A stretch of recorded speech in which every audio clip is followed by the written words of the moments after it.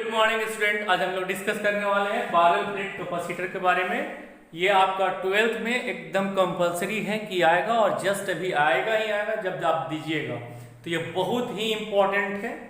आपको बताए थे कि अगर ये प्लस सिग्मा चार्ज है और यहाँ पे पॉइंट है, अगर ये ऐसे प्लेट था, आप देखिएगा एप्लीकेशन ऑफ गॉस थ्योरम में हम लोग एक बनाए हुए हैं, तो वीडियो बनाए हैं एप्लीकेशन ऑफ गॉस थ्योरम, उसमें दिया हुआ है।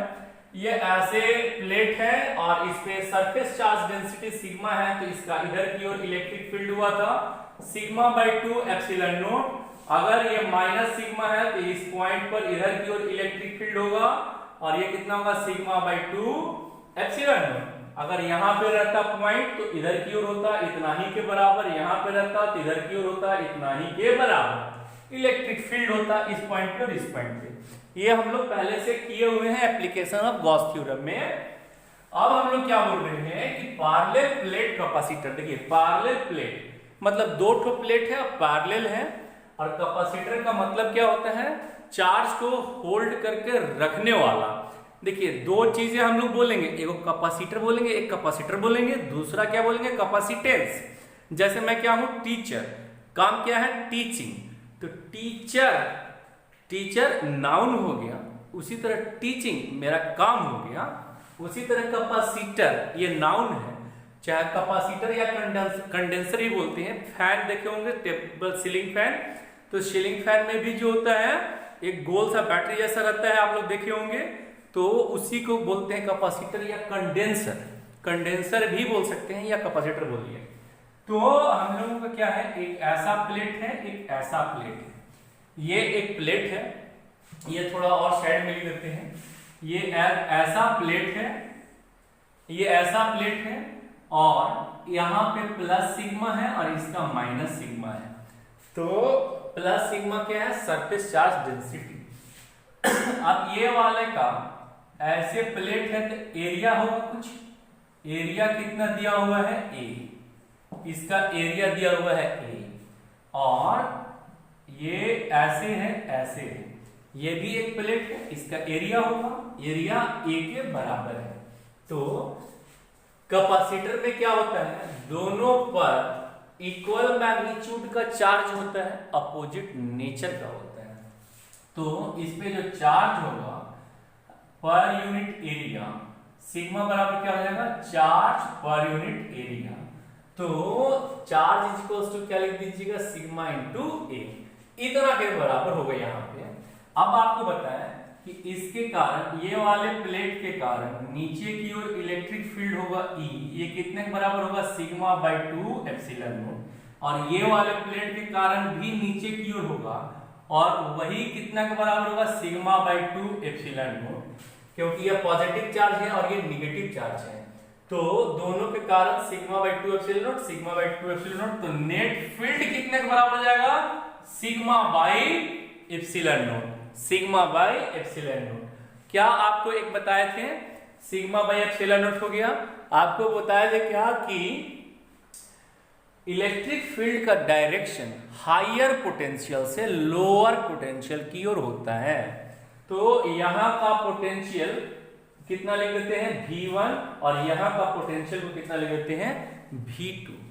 ये यहां से लेकर अभी वाला मिटा दे रहे हैं, ये नेट फील्ड जो हो गया वो कितना के बराबर हुआ, सिग्मा बाई एप्सिलॉन नॉट के। अब यहां से लेकर यहां तक के बीच का जो डिस्टेंस है वो कितना है, यहाँ पे r का वैल्यू 0, यहाँ पे r का वैल्यू d, मतलब यहां से लेकर यहां तक का बीच का जो डिस्टेंस है वो d है। यहां से लेकर यहां तक के बीच का जो डिस्टेंस है वो कितना है, d है। तो यहां से यहां तक का बीच का डिस्टेंस d दिया हुआ है। तो हम लोग क्या पढ़े थे कि इलेक्ट्रिक फील्ड बराबर होता है माइनस dv बाई dr। तो dv इज इक्वल टू कितना होगा, माइनस e इंटू dr। अब dv कितने के बराबर लिख दीजिएगा, इंटीग्रेट कर दीजिएगा, कहां से कहां तक, v1 से लेकर कहां तक, v2 तक। अब इधर इंटीग्रेट कर दीजिएगा, r का वैल्यू कहां से कहां तक, 0 से लेकर d तक। यहाँ पे r का वैल्यू 0 है, यहाँ पे r का वैल्यू d है, यहाँ पे पोटेंशियल V1 है, यहाँ पे पोटेंशियल V2 है।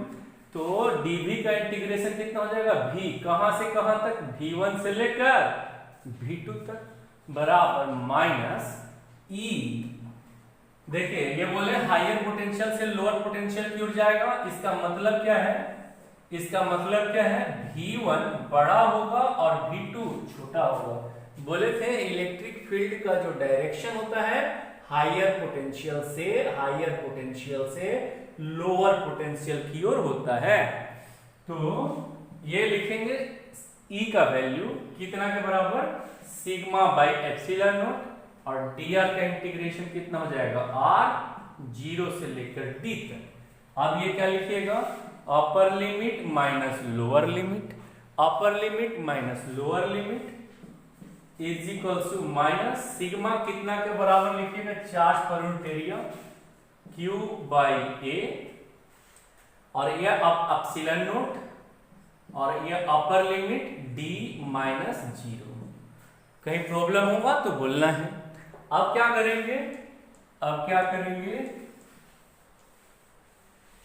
अब ये सब मिटा देंगे। देखिए v1 अभी यहां पे लिखे थे बड़ा है और v2 छोटा है, तो इसको बड़ा करना है, इसको छोटा करना है, माइनस कॉमन ले लेते हैं। तो माइनस कॉमन ले लीजिएगा, माइनस कॉमन ले लीजिएगा, तो ये क्या हो जाएगा, v1 माइनस v2, ये माइनस कॉमन ले लिए, is equal to minus q by a epsilon nought into d। तो ये माइनस और ये माइनस कैंसिल हो गया।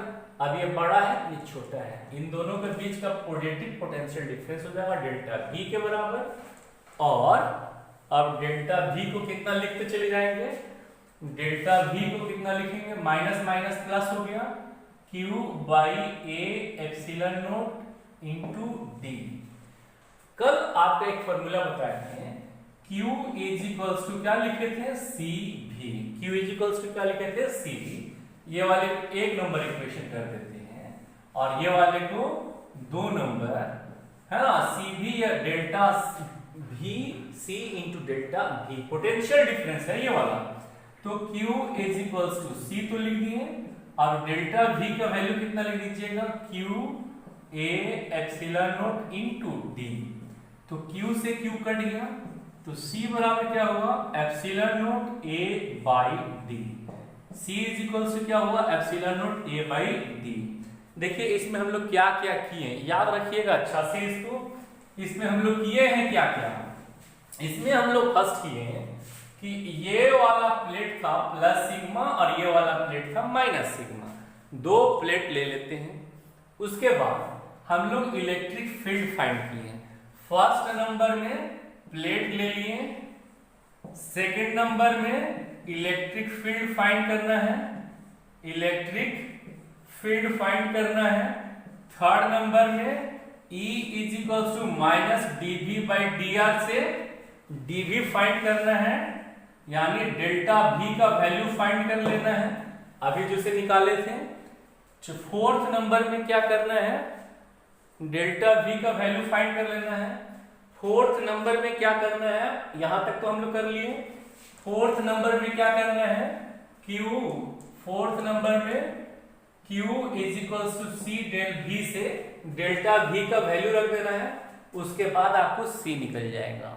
तो आप बस सबसे पहले 2 प्लेट लीजिएगा, charge plate, same surface charge density का, उसके बाद उसके बीच में इलेक्ट्रिक फील्ड निकालिएगा, net electric field sigma by epsilon naught. उसके बाद E से E is equal to minus dv by dr से डेल्टा v का वैल्यू निकाल लीजिएगा, डेल्टा v का वैल्यू इसमें रखिएगा, तो यहां से कैपेसिटेंस निकल जाएगा। सारा में यही काम करेंगे, चाहे जिस तरह का भी कैपेसिटर होगा सब में वैसे ही करेंगे। अब देखिए यहाँ पे ऐसे था, ऐसे था, ऐसे था, ये एरिया A था, और इन दोनों का बीच का जो डिस्टेंस था, इन दोनों के बीच का जो डिस्टेंस था वो कितना था, d। आप बोल रहे हैं क्या कि अगर एरिया को, इसके एरिया को, ये वाला एरिया को, इसका एरिया कितना होगा, अगर मान लीजिए इसको लंबाई L और इसको चौड़ाई यानी ब्रेड्थ B, तो L इंटू बी, एरिया जो होगा L into B, length into breadth, इतना के बराबर हो जाएगा। यानी जितना ज्यादा एरिया होगा उतना ज्यादा कैपेसिटेंस होगा। और इन दोनों का बीच का जो डिस्टेंस बहुत कम हो जाए, ये एकदम कम हो जाए, डी का वैल्यू एकदम घट जाए, तो भी कैपेसिटेंस बहुत ज्यादा होगा। तो उम्मीद करते हैं ये सब समझ में आ रहा होगा आपको। अगर कोई प्रॉब्लम हो रहा हो तो काइंडली कमेंट किया करें। Thank you.